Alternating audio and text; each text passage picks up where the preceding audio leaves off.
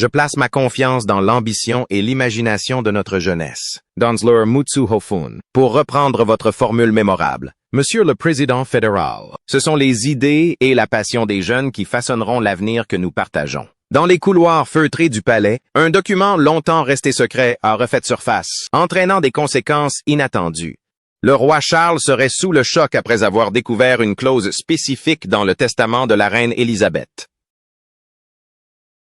Une disposition qui place le prince Harry au cœur d'une nouvelle tempête royale. Soigneusement formulée, mais profondément symbolique, elle remet en question les idées reçues sur la loyauté, l'héritage et la succession. Ce que la défunte reine a choisi d'officialiser pourrait bouleverser à jamais les dynamiques familiales et rouvrir des blessures que l'on croyait cicatrisées.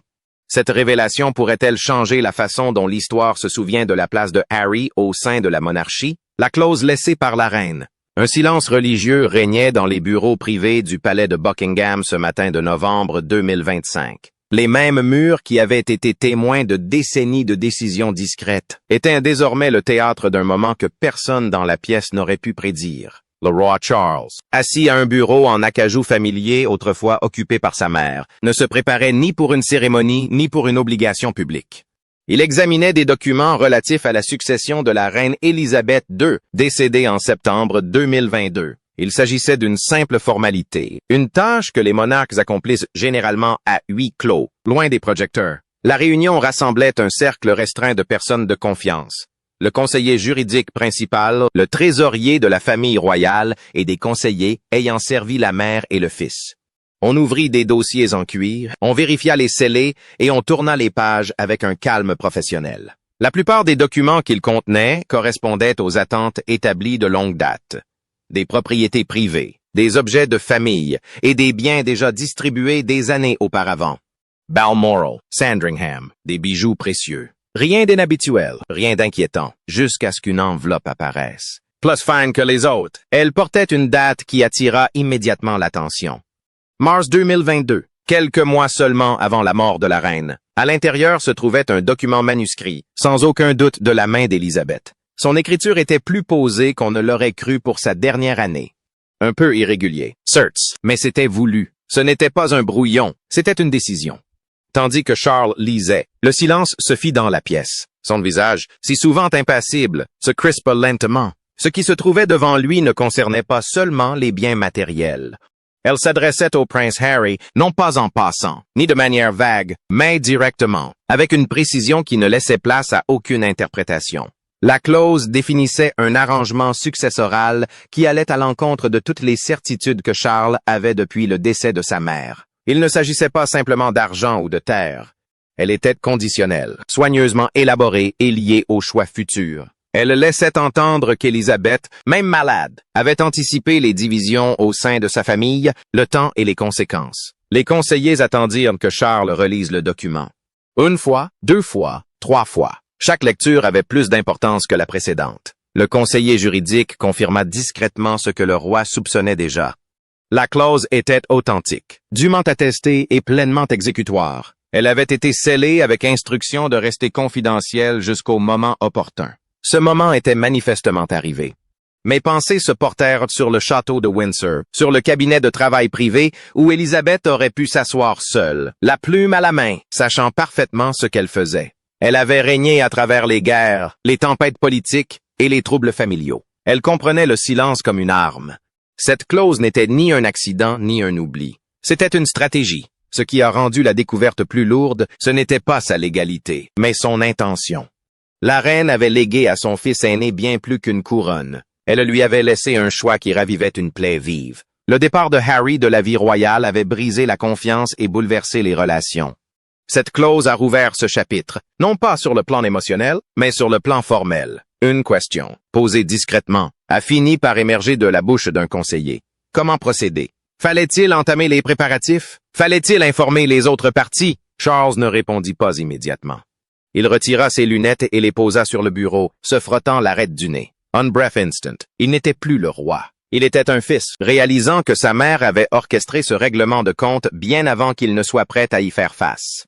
Le tic-tac d'une pendule rompait le silence. Dehors, Londres poursuivait son cours. Circulation, voie, vie ordinaire, sans que personne ne se doute qu'à l'intérieur des murs du palais, un choix se dessinait. Un choix qui pourrait redéfinir l'avenir de la maison de Windsor.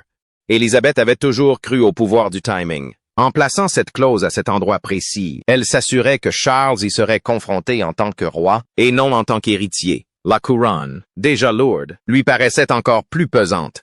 Quelle que soit la décision prise, ses répercussions allaient bien au-delà de cette pièce. La clause n'était plus un secret, et ses conséquences non plus. Lorsque la clause secrète de la reine Élisabeth fut révélée, des conséquences inattendues se propagèrent au sein du palais, bouleversant toutes les certitudes des initiés.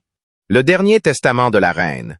Derrière la sérénité et la dignité des derniers jours, de la reine Élisabeth II se cachait une décision que peu de personnes au palais s'attendaient, discrètement rédigée de sa main et inscrite dans son testament. D'un ton sans emphase, son impact dépassait pourtant largement les chiffres et les termes juridiques. Lorsque le document fut rendu public après sa mort en septembre 2022, il révéla que la défunte monarque avait légué au prince Harry un héritage conséquent, d'environ 20 millions de livres sterling provenant de sa fortune privée, mais sous une forme qui évoquait moins la richesse que l'appartenance. Il ne s'agissait en aucun cas d'un simple transfert d'argent. La reine avait rédigé cette clause avec une extrême prudence, consciente des divisions déjà visibles au sein de sa famille et de l'avenir incertain de la monarchie. L'accès à l'intégralité de l'héritage était conditionné au maintien par Harry de liens vivants et actifs avec le Royaume-Uni et le Commonwealth. Ses instructions exigeaient qu'il passe au moins 90 jours par an sur le sol britannique ou dans des pays du Commonwealth pour des actions caritatives ou communautaires. Il ne s'agissait pas d'une demande de retour aux fonctions royales, mais d'un rappel que l'éloignement ne signifiait pas la disparition. Ce qui frappait, c'était l'équilibre qu'elle s'efforçait de trouver. Élisabeth II comprenait le désir d'indépendance de Harry, mais elle était également convaincue de l'importance des racines. Pendant plus de 70 ans, elle avait servi la communauté internationale et ne souhaitait pas voir son petit-fils s'éloigner complètement de ce monde partagé. Cette condition fut présentée non comme une punition, mais comme une voie permettant la liberté tout en préservant les liens avec l'histoire, le service et la terre. Son inquiétude ne se limitait pas à Harry. Une autre partie du testament prévoyait environ 5 millions de livres sterling pour Archie et Lilibet, destinés à leur éducation.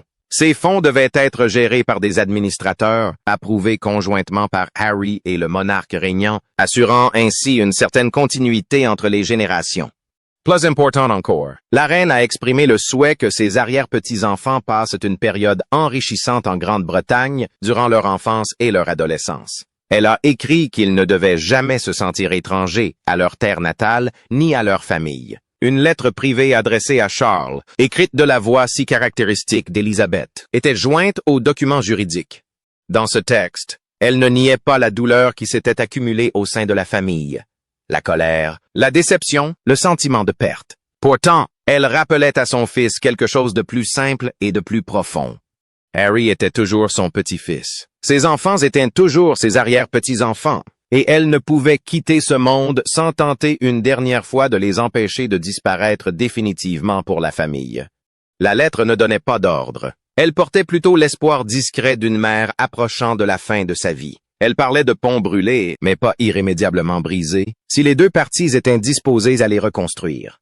La clause d'héritage, explique-t-elle, était sa contribution à cet effort. Charles et Harry décideraient de son utilisation, mais elle souhaitait qu'ils disposent des moyens, tant pratiques qu'émotionnels, pour tenter leur chance. Les conseillers juridiques royaux ont par la suite confirmé que la clause était irréprochable.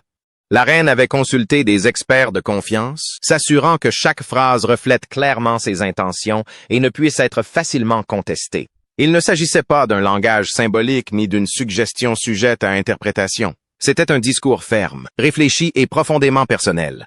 La somme en jeu était importante, mais judicieusement choisie. Élisabeth savait qu'un montant trop élevé risquait de susciter du ressentiment ou d'alimenter des accusations de favoritisme.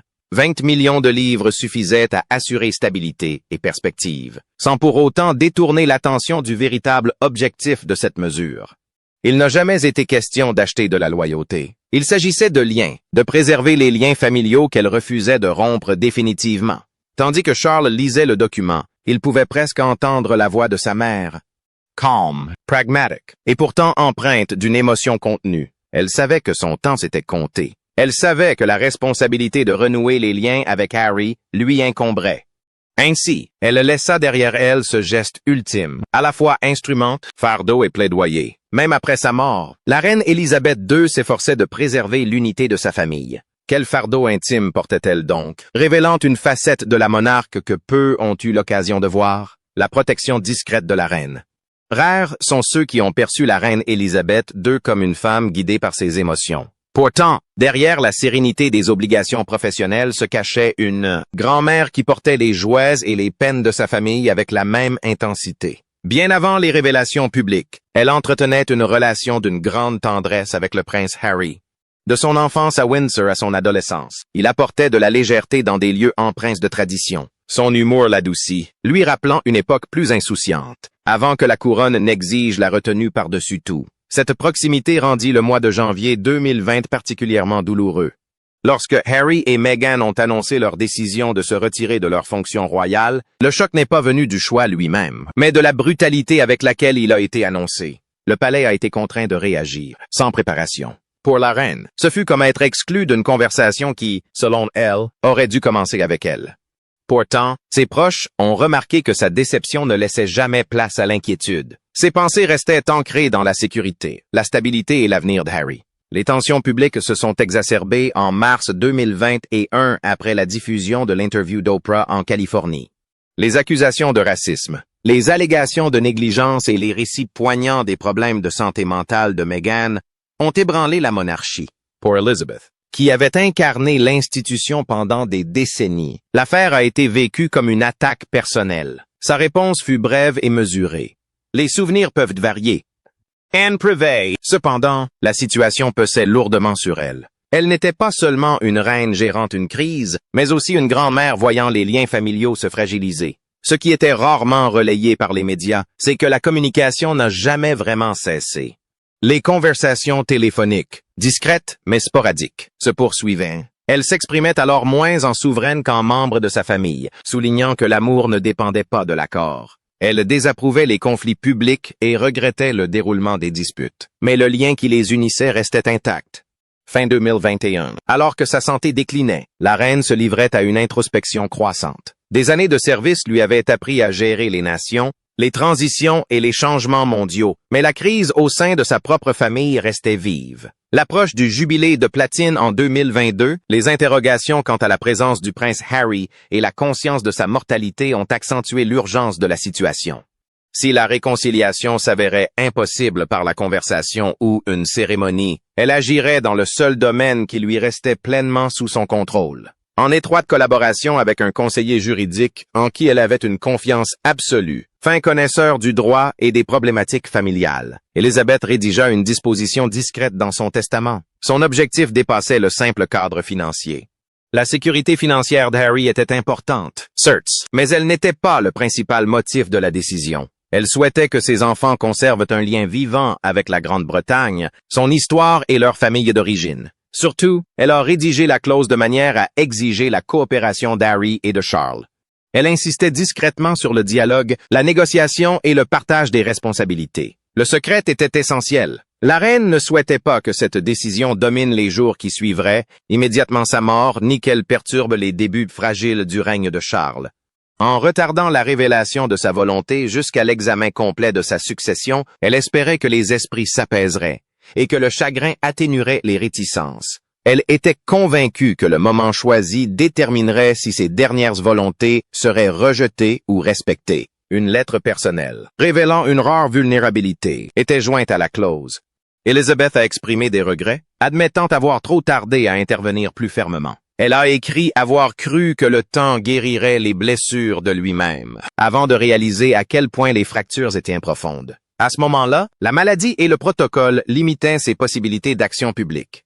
La lettre ne contenait aucun reproche, seulement des réflexions et une détermination. Dans cette perspective, la clause cachée n'était pas une manœuvre politique, mais une ultime expression de foi. Après 70 ans de règne, la reine restait convaincue que les liens familiaux, mis à l'épreuve, ne devaient pas se rompre irrémédiablement.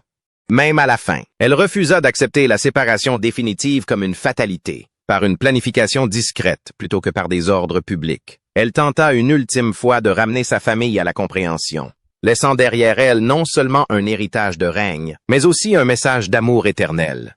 Mais lorsque le roi Charles se retrouva face à cette simple page, quelle décision inattendue menaçait de redéfinir son héritage et de mettre à l'épreuve les limites de l'amour éternel. Cette clause qui allait tout changer, seul face au poids de cette page, le roi Charles se trouva confronté à une décision qui refusait de rester confiné au papier. Ce qui se trouvait devant lui n'était pas simplement un texte juridique ou des détails financiers, mais une ultime instruction formulée par une mère qui avait régné pendant 70 ans et aimé sa famille d'une intensité égale. Ces mots portaient à la fois tendresse et autorité, mêlant l'espoir maternel à l'exigence souveraine.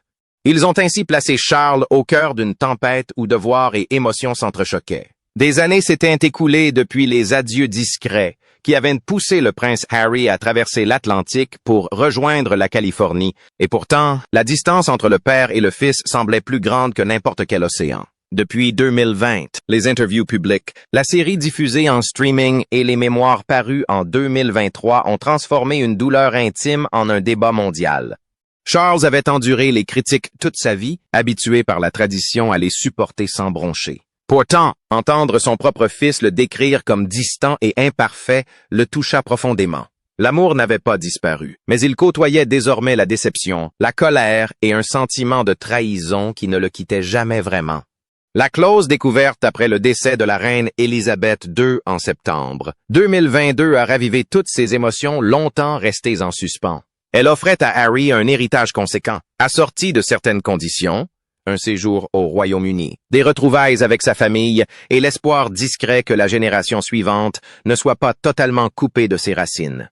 Pour Charles, c'était comme la dernière tentative de sa mère pour le guider, non pas en tant que monarque, mais en tant que père cherchant encore à communiquer avec son fils. Avant de choisir une voie, il fallait qu'une voix se fasse entendre. Une rencontre privée fut organisée avec le prince William à Clarence House, loin des conseillers et des caméras. William arriva déjà sur la défensive, conscient de la gravité du moment, tandis que Charles expliquait la clause. L'atmosphère se tendit. William écouta, le visage durci, et lorsque son père eut terminé, sa réponse fut immédiate et sans détour. À ses yeux, c'était une ingérence venue d'outre-tombe. Ces conditions ressemblaient moins à de la bienveillance qu'à de la pression, rouvrant des blessures qui n'étaient pas cicatrisées depuis que les accusations de Harry avaient fait la une des journaux et envahi les foyers. La loyauté de William envers l'institution demeurait inébranlable. Il considérait les agissements de Harry non seulement comme une rébellion personnelle, mais aussi comme un préjudice porté à la monarchie et, plus douloureusement encore, à Catherine et à leurs enfants. Une réconciliation par obligation lui paraissait inacceptable. Il a clairement exprimé sa position. Il ne s'opposerait pas à la décision de son père, mais il refuserait tout rapprochement. Il ferait preuve de courtoisie, si nécessaire, mais pas de confiance. Cette conversation s'acheva sans résolution, laissant Charles pris entre deux générations. Au-delà du cercle familial, les implications s'étendaient bien au-delà. L'opinion publique demeurait divisée. Pour certains, Harry était un homme qui avait privilégié le bien-être au détriment de la tradition, s'affranchissant d'un système rigide. Pour d'autres, il était un prince qui critiquait sa famille tout en profitant du titre même qu'il remettait en question. L'annonce d'un héritage lié à la réconciliation pouvait être perçue comme un signe de compassion ou de faiblesse. Les conseillers n'ont pas proposé de réponse unique. Ceux qui avaient servi la reine défunte ont insisté sur le respect de ses volontés, rappelant à Charles que la continuité et l'unité familiale avaient toujours été au cœur de son règne. Des voix plus jeunes ont mis en garde contre les conséquences visuelles, le risque de précédent et la possibilité qu'un roi paraisse guidé par un document plutôt que par l'autorité. Chaque argument avait son importance, mais aucun n'allégeait le fardeau. Tard dans la nuit, Charles, assis dans son bureau, ne pensait ni aux réactions de la presse ni à la stratégie, mais à une femme qui avait été à la fois mère et monarque. Elle l'avait corrigé, mis au défi et soutenu pendant des décennies. Cette phrase résonna comme son dernier conseil, murmuré à son intention, l'invitant à choisir le courage plutôt que la prudence. Elle ne lui dictait ni quel genre de roi il devait être, ni quel genre de père l'histoire retiendrait. Elle lui rappelait simplement que diriger exige parfois de prendre des risques, et que le pardon, même accordé, ne garantit pas la paix. Cette découverte n'avait rien résolu. Elle avait simplement fait en sorte que le choix à venir définirait bien plus qu'un héritage. Il façonnerait l'âme d'un règne. Cette vie en Californie recèle-t-elle des secrets susceptibles de redéfinir bien plus que les gros titres, peut-être même l'héritage d'un règne royal? Le pont tranquille de la reine par-dessus la barrière. Loin des couloirs du palais et des gros titres britanniques. La vie avait pris un rythme régulier en Californie, rythmé par les caméras, les contrats et une vie privée jalousement préservée. Les journées étaient remplies de réunions de production, de discours et d'échéances, différentes des obligations royales, mais exigeantes de la même manière. L'attention du public ne s'est jamais vraiment dissipée. Elle n'a fait que changer de forme. Alors que le monde s'imaginait une richesse illimitée, la réalité était plus modeste. Les grands accords médiatiques avaient certes apporté une certaine sécurité, mais pas celle qui permettait de se complaire dans l'oisiveté. Le travail était une nécessité, non un choix, et chaque décision avait son importance. Ce qui restait largement invisible, c'était de la distance, émotionnelle et physique, entre un fils et son père. Les conversations étaient rares et brèves, souvent limitées aux informations indispensables concernant les enfants ou aux obligations familiales officielles. Même les moments qui auraient dû les rapprocher, comme une grave maladie début 2024, furent vécus avec courtoisie plutôt qu'avec chaleur. Un silence s'installa là où régnait autrefois la confiance, s'alourdissant avec le temps. À l'insu de cette vie outre-Atlantique, une découverte se tramait en Grande-Bretagne. Le testament de la défunte reine contenait une disposition soigneusement élaborée, qui allait au-delà de l'aspect financier pour s'intéresser à quelque chose de bien plus précieux. Le lien affectif. Cette disposition comportait des conditions qui ne seraient pas facilement compatibles avec une vie reconstruite à des milliers de kilomètres de distance. Le projet prévoyait des séjours réguliers au Royaume-Uni ou dans les pays du Commonwealth. L'importance accordée au maintien des liens entre les enfants et leur culture, ainsi qu'un dispositif de supervision approuvé par le monarque régnant. Il ne s'agissait pas de simples demandes, mais d'invitations assorties d'obligations. Pour une famille partie en quête de sécurité et de paix, la perspective de retour fréquent réveillait de vieilles craintes. La presse britannique, Jadis Impetoyable, restait une figure marquante. Les expériences passées d'hostilité et de préjugés avaient laissé des cicatrices, rendant l'idée d'une exposition régulière profondément angoissante. Tout accord nécessiterait des conversations difficiles à la maison, surtout avec une conjointe dont la détermination à protéger ses enfants et elle-même avait façonné leur vie américaine. L'équilibre entre mariage, santé mentale et héritage était fragile. Les enfants étaient au cœur de tout. Élevés dans le calme, largement à l'abri des regards, leur monde était volontairement restreint et ancré dans la réalité. L'introduction de liens structurés avec un héritage lointain soulevait des questions complexes. Qui définirait la nature de ces liens? Comment seraient-ils appliqués? Et que penseraient un jour les enfants des choix faits en leur nom? Pourtant, cette même question comportait une autre dimension.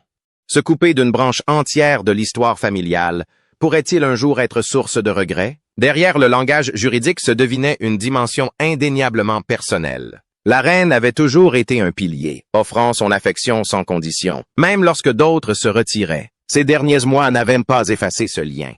Au contraire, elle semblait renforcer sa détermination à laisser une porte ouverte, un passage discret susceptible de favoriser une réconciliation progressive. Cette disposition n'exigeait ni pardon ni soumission. Elle offrait un cadre, de la patience et la possibilité d'un retour à des conditions plus douces.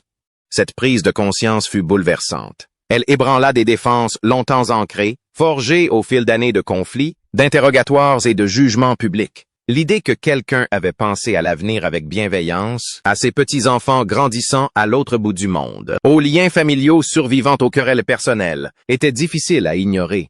La gratitude se heurtait à la suspicion. L'espoir s'en mêlait à la colère. L'amour refait surface aux côtés de la culpabilité. Quelle que soit la décision à prendre, une vérité était incontournable. C'était plus qu'un héritage. C'était un message.